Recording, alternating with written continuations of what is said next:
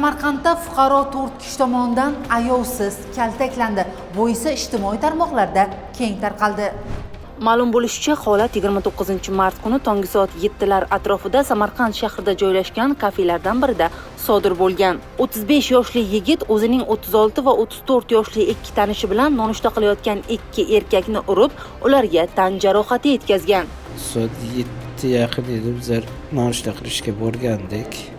Sherigim bilan. Sabab nima bo'ldi janjalga, asosiy sabab? Sherigimning aytishi bo'yicha, hojatda o'tirgan paytda eshikni taqillatgan, so'kinib gapirdim. Bir nima dedi. Bu yerda hojatxonaga yotish uchun, o'ynash uchun kelmaydi-ku odam deb bir og'iz aytganim dedi. Shu bilan janjal boshlandi dedi. Bemorning tashxisi qo'shma jarohat, bosh miyaning chayqalishi, burun suyaklari sinishi, birinchi, ikkinchi tishlarining tosh qismidan sinishi va yuzida, tanalarida ko'plab yumshoq to'qimalarning ezilishi bilan yotqizilgan.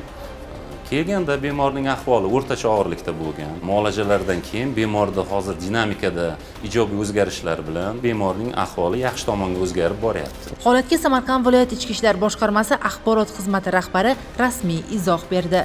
Mazkur holat yuzasidan Samarqand shahar bo'yicha ichki ishlar organlari faoliyatini muvofiqlashtirish boshqarmasi huzuridagi tergov bo'limi tomonidan O'zbekiston Respublikasi Jinoyat kodeksining 277-moddasi 3-qismi bilan jinoyat ishi qo'zg'atilib, hozirda dastlabki tergov harakatlari olib borilmoqda.